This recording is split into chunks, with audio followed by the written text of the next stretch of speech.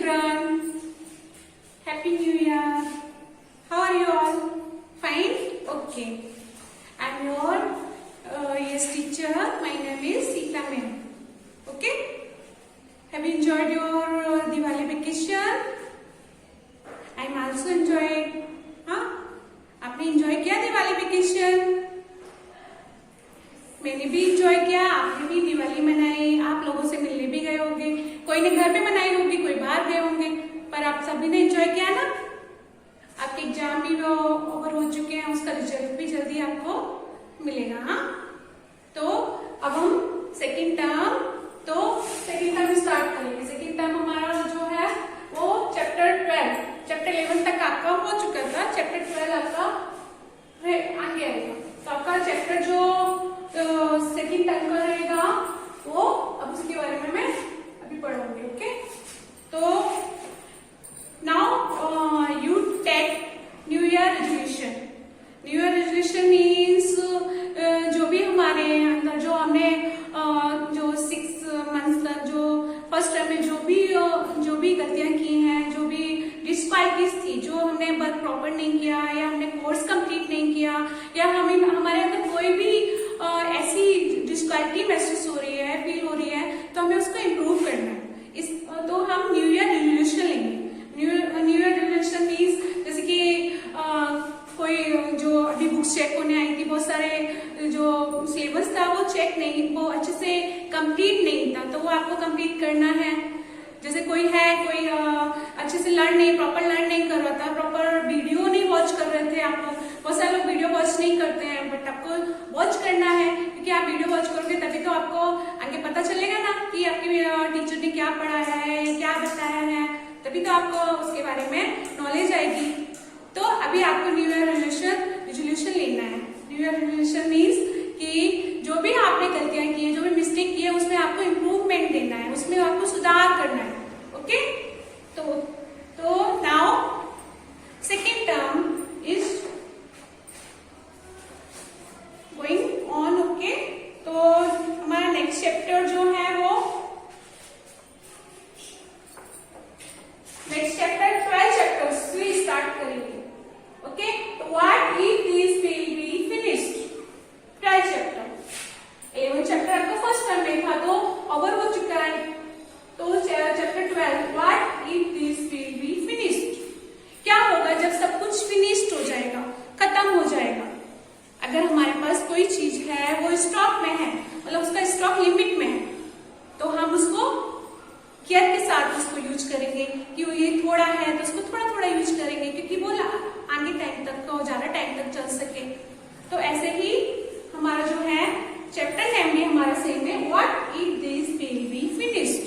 क्या होगा यदि सब ये जो हमें जो ट्रेजर्स मिले हैं, जो नेचुरल जो ट्रेजर्स हैं, जो प्राकृतिक संसाधन हैं, प्राकृतिक, इनको हम संपदा बोलते हैं, खजाना बोलते हैं, जो है वो एक दिन अगर फिनिश हो जाएगा, इसका जो स्टॉक है वो लिमिटेड है, तो हम क्या करेंगे, व्हाट विल वी डू, क्या करेंगे हम।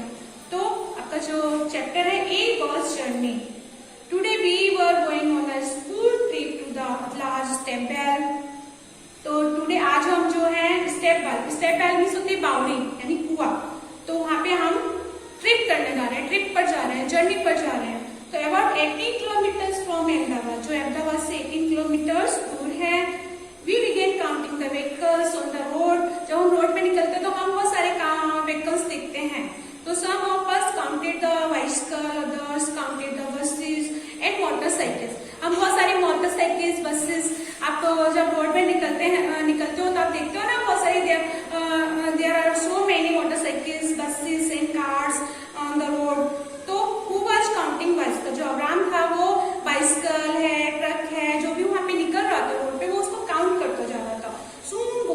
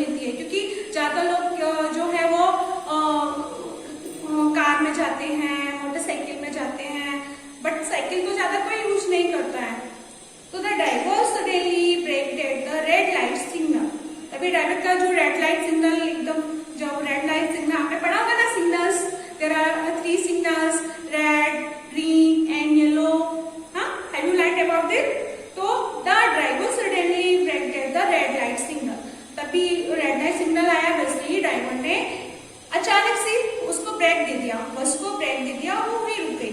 It was a big crossing and we could see the traffic. वहाँ पे बहुत बड़ा बिग क्रॉसिंग था, बहुत ज्यादा ट्रैफिक जाम हो गया था। तो there was noise of honking and smoke coming out of the vehicle. वहाँ पे बहुत ज्यादा नॉइज हो रहा था, बहुत ज्यादा शोर हो रहा था और हॉक हो रहे थे। जो व्हीकल्स की जो आवाज होती है ना, उसे हॉक बोलते हैं। जो आपने देखा नहीं, आप जब रोड पे जाते हो तो सारी व्हीकल्स की आवाज आती रहती है, तो मे बी दैट, उसे हम क्या बोलते हैं, वी कॉल्ड इट हॉकिंग। तो may be that is why a little boy rickshaw was coughing so much. और जो रिक्शे पे एक आदमी बैठा और एक छोटा सा बच्चा बैठा हुआ था, वो कफिंग सो मच, बहुत ज्यादा कफिंग कर रहा था, मतलब खांस रहा था। It smell something familiar. उसकी स्मेल जो थी वो थोड़ी थोड़ी फैमिलियर थी, मतलब हमारी जानी पहचानी है। हम जब रोड पे निकलते हैं तो हमें वहाँ की जो स्मेल है वो कैसी लगती है, जो व्हीकल से जो स्मोक निकलता है, जो धुआं निकलता है, उसकी स्मेल थोड़ी जो होती है वो हमें थोड़ा सफोकेशन होता है, उसको सुनने से अजीब सा होता है। तो I remember that this smell also came from my father's tractor in the village. तो मुझे याद आया कि मेरे फादर के ट्रैक्टर, जो गांव में जो फादर मेरे ट्रैक्टर चलाते थे, उसमें भी ऐसा ही स्मेल आता था। तो हम जब भी रोड पे जाते हैं, हमें इस टाइप के स्मोक, इस टाइप का, और हमें ऐसे स्मोक से बहुत ज्यादा खांसी भी आने लगती है, कफिंग होने लगती है, हमारा जो है ना सफोकेशन होने लगता है, दम घुटने लगता है। तो नाउ नेक्स्ट पेज पे है 111। Look at the picture on the page 110 and right. इसमें कुछ क्वेश्चंस है जिसको आपको आंसर देना है। You have to give answer, okay. तो what are the different types of vehicles you can see. जब आप रोड पे निकलते हो तो आप किस टाइप के व्हीकल्स को देखते हो, किस टाइप के व्हीकल्स आपको देखने को मिलते हैं। तो हमको जो व्हीकल्स देखने को मिलते हैं वो कार, बस, scooter, bike. There are so many types of vehicles in the road, we can see. तो next point है, what do you think these vehicles need petrol or diesel as fuel? आपने कभी सोचा है जो vehicles है वो पेट्रोल से चलते हैं या डीजल से चलते हैं, तो ऐसा क्यों है? Put mark on them. आपको what do you think which vehicle need petrol or diesel as fuel? जो व्हीकल्स हैं वो डीजल से भी और पेट्रोल से भी चलते हैं। तो आपने ऐसा नोटिस किया है कि व्हीकल्स को चलाने के लिए हमें उसमें पेट्रोल या डीजल क्यों डालना पड़ता है? तो car, scooter, motorcycle. Car, scooter, motorcycle, ये car, scooter, motorcycle. Car, scooter, motorcycle, ये जो है ये किससे चलते हैं? ये पेट्रोल से चलते हैं। और डीजल से चलने वाले जो होते हैं वो है बस, ट्रक, ट्रैक्टर।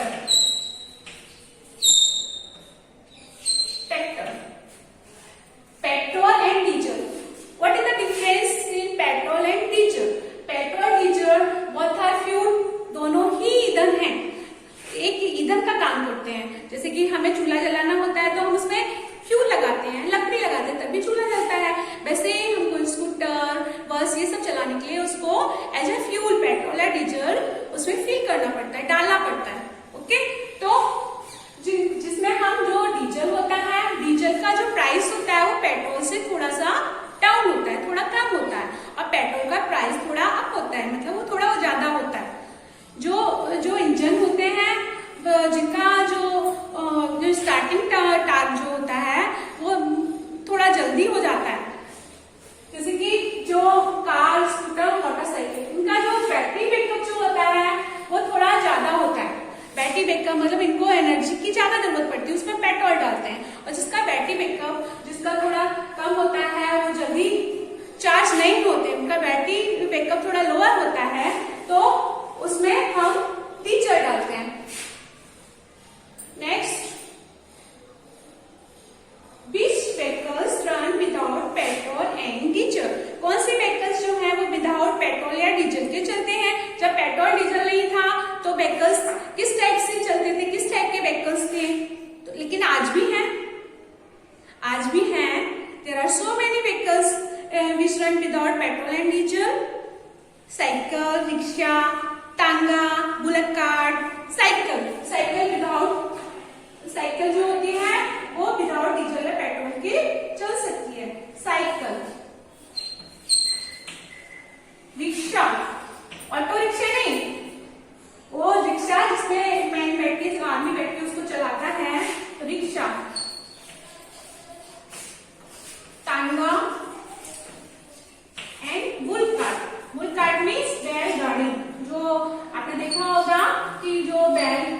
बैटरी खींचते हैं जिस गाड़ी को, उसे हम बोलते हैं बुलेट कार, बुलेट कार।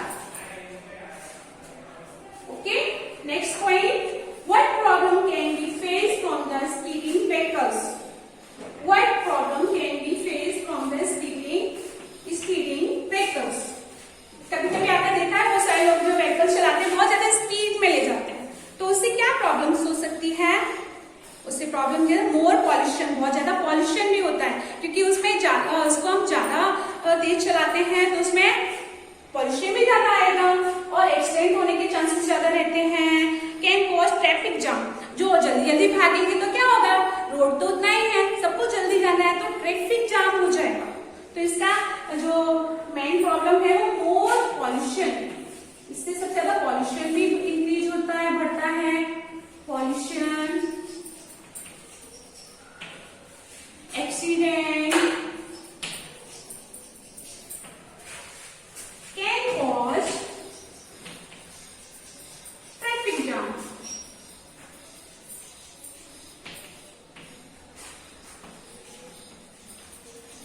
ये ट्रैफिक को भी जाम कर सकता है। ओके, नेक्स्ट है, do you ride a bicycle? If yes, where or do you go on it? Do you ride a bicycle? आप क्या बाइसिकल चलाते हैं, आप साइकिल चलाते हैं? अभी तो आप बच्चे हो, अभी आप ग्रो अप हो रहे हो, तो आप बड़े हो रहे हो, यू आर ग्रोइंग अप, आप बड़े हो रहे हो तो आपको साइकिल भी गिफ्ट में दिया होगा आपके फादर ने। तो do you ride a bicycle? क्या आप बाइसिकल चलाते हो? If yes, where are do you go on it? तो आप साइकिल से कहाँ जाते हो? आप साइकिल से या तो अपने स्कूल जाते होगे या ट्यूशन जाते होगे, है ना, ज्यादा दूर तो आपको आपके पेरेंट्स भेजते नहीं है। तो नेक्स्ट है, how do you go to school? आप स्कूल कैसे जाते हो ये आपको खुद फील करना है, you have to feel yourself. Okay, अपने आप से फील करना है। How do you go to school? आप स्कूल कैसे जाते हो? बाई बस जाते हो, बाई स्कूल बस जाते हो, या बाई ऑन फुट जाते हो, खुद अपने पैरों से चलकर आते हो, या अपनी बस से आते हो, या बाई योर बाइसिकल, अपनी बाइसिकल से आते हो। ओके, अब आपको खुद फील करना है। नेक्स्ट है, how do your family members go to work from home? आपकी फैमिली मेंबर जैसे आपके पेरेंट्स हैं, आपकी मदर भी शायद जॉब करती होंगी, किसी किसी की मदर जॉब करती है, किसी फादर तो जॉब करते ही हैं, तो वो किससे जाते हैं? स्कूटी से जाते हैं या फिर मोटर बाइक से जाते हैं या बस से जाते हैं, वो आपको यहाँ पर लिखना है, you have to write it. Okay, next, how do the smoke coming out from vehicles cause problems? आपने देखा होगा रोड पे जो बसेस जाती हैं या कार वगैरह जाती है, वो बहुत सारा स्मोक आउट करती है, बहुत सारा धुआं निकलती है, उससे प्रॉब्लम्स भी होती है ना। तो कौन कौन सी प्रॉब्लम होती है वो आपको बताना है। अब वो धुआं क्यों निकालती है? तो it is the result of chemical reaction, ये एक केमिकल रिएक्शन का रिजल्ट है। क्या होता है, जब जैसे ही वाहन पुराने हो जाते हैं, व्हीकल्स जो ओल्ड हो जाते हैं, तो उनका जो इंजन होते हैं, उनके पार्ट्स जो होते हैं ओल्ड हो जाते हैं, वो आपस में मूवमेंट ज्यादा करते हैं। उसकी मूवमेंट करने से क्या केमिकल रिएक्शन होता है, उससे वो ज्यादा स्मोक आउट करते हैं, ज्यादा धुआं निकलते हैं, तो उससे हमें क्या प्रॉब्लम होती है, कफिंग हो जाता है, उनका धुआं हमारे अंदर जाता है तो हमको सफोकेशन होता है, घुटन जैसा होता है, कफिंग आती है, खांसी आती है, हेडेक हो जाता है, सर दर्द हो जाता है, and lungs problem.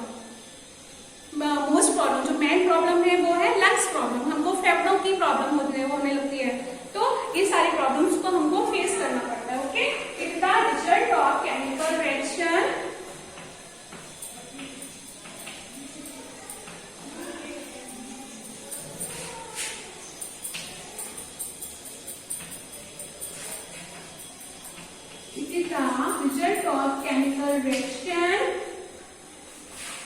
coughing,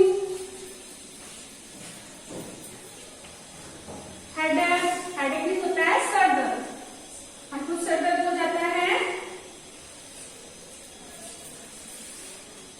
and lungs problem,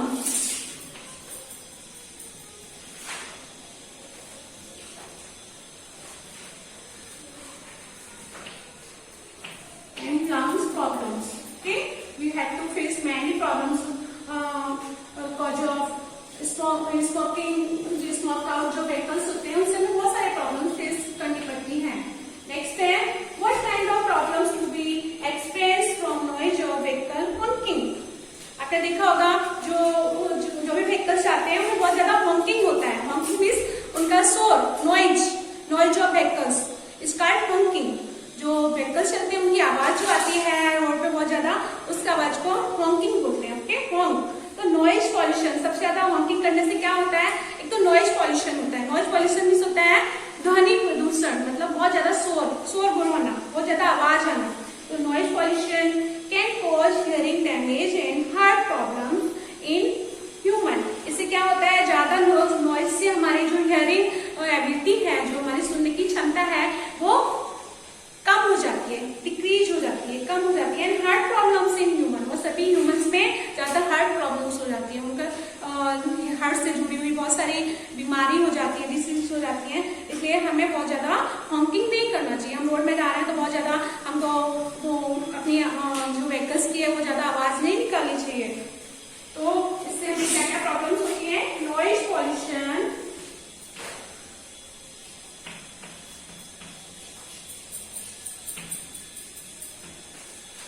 can cause hearing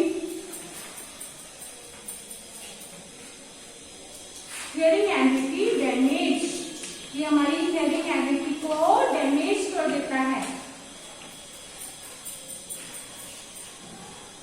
and heart problems,